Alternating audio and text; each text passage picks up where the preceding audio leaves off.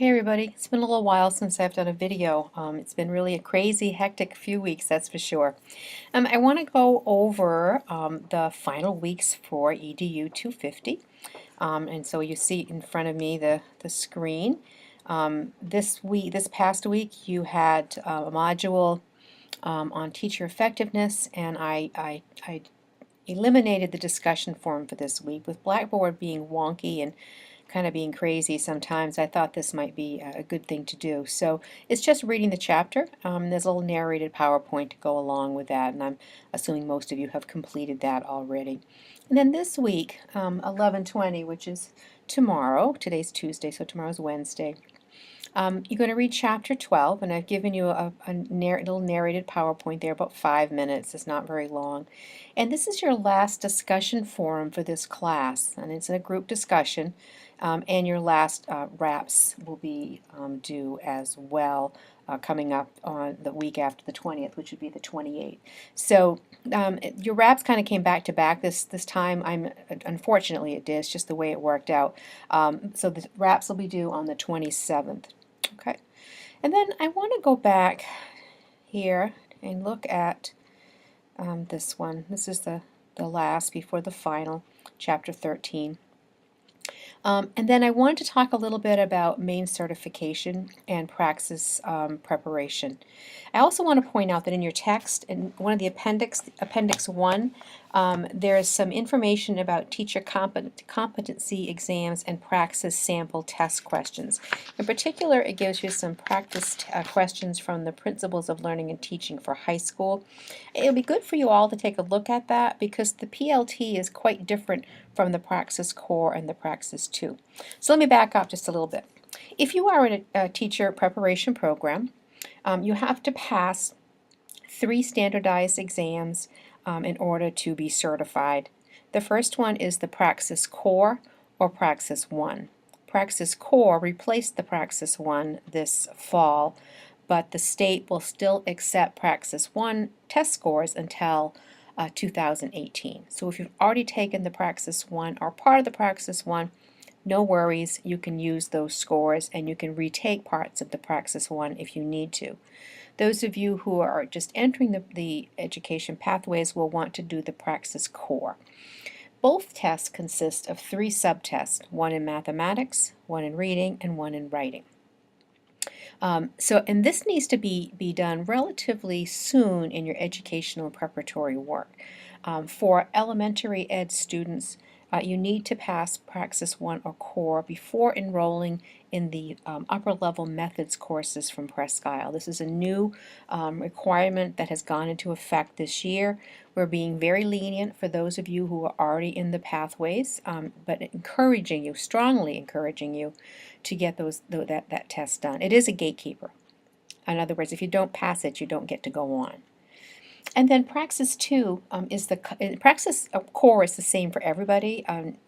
Doesn't matter what pathway you're in or what degree program, what content or grade area, everybody has to take that. Everyone has to take a Praxis 2 as well. The Praxis 2 is content area, and that is different depending on who you teach or what you teach. So there's a different Praxis 2 for elementary ed, for early childhood, for special ed, and then for secondary 7 through 12, the Praxis 2 is in regards to the discipline that you will teach. So there's one for math, there's one for English, life science, physical science, art and social studies, world language, and so forth. So that needs to be passed for elementary folks before they can apply for student teaching. For special ed folks, it needs to be passed before you can apply for student teaching. For secondary ed folks, it needs to be passed before you can apply for student teaching. So there's a pattern there. In addition, which I forgot to mention, that Praxis 1 or Core is required for EDU 390, which is the Education Methods course. So you can see how important these tests are. The PLT, the final exam, is a test about your understanding of classroom management, behavior, theories, and so forth. And again, I really urge you to look at some of those sample questions in the appendix in your book to give you a sense of what you would be looking at. And this test is usually taken either during student teaching or right after. Some people like to get it done before student teaching so they don't have it hanging over their head. There's no particular time in your program of study where you must take this, but you must pass it before you can apply for certification. So just to recap, Praxis 1 or Core, Praxis 2, and the Principles of Learning and Teaching must be passed in order to move through your program in a speedy manner. Okay, so and then in terms of what you need for courses, of course, we all know it's different for different pathways. I'm not going to go into each pathway here. If you're unclear about what courses you need, please see me or check the check sheets for the particular pathway you're in. Each pathway has a check sheet. And you can call me, of course. The UMA teacher preparation website is a really a great resource for you. I would encourage you to go there and check that out if you have not. I'm going to take you to there in just a second. And so you can see the wealth of information that's available to you. There are links there to the Praxis registration website. There's links to other areas that you may want to look at. There's links to check sheets. It gives you cut scores. It gives you recommended and mandated sequences for many of these. I'm going to take you to elementary ed just for a moment so you can see that. It gives you addresses, phone numbers, just a lot of information. So you can see here for elementary ed, this is the recommended timeline and sequence.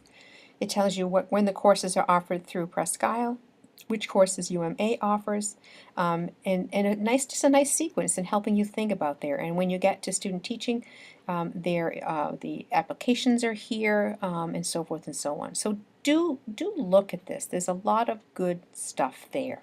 All right, I'm going to go back to Blackboard. So I think that's about enough on main certification. If you have questions, though, please ask.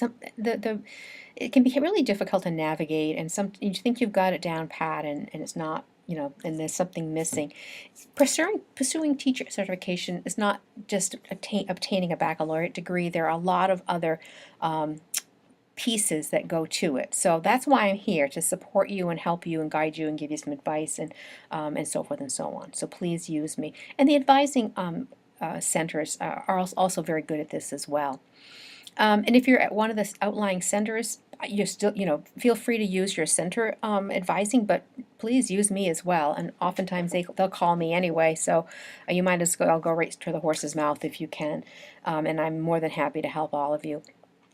Now, I'm going to take you to this document. There's a Praxis Prep website. Praxis Core is not there. Praxis 1 is, but it would still be useful for you. You can use the Praxis 1 preparation book or website, and it'll still hold you in good stead in terms of applying for the core.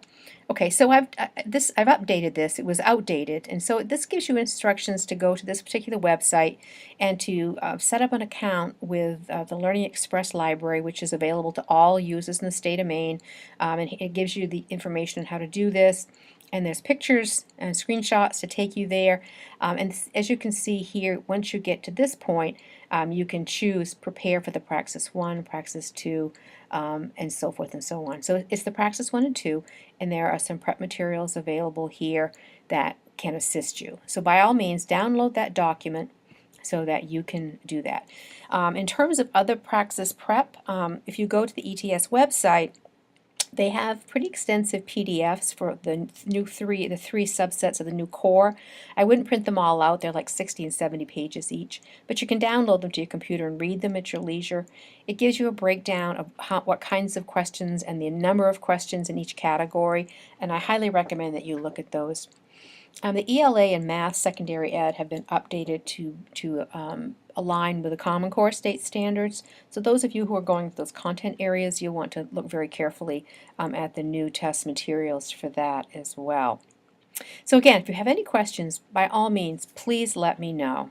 So with that, thanks so much.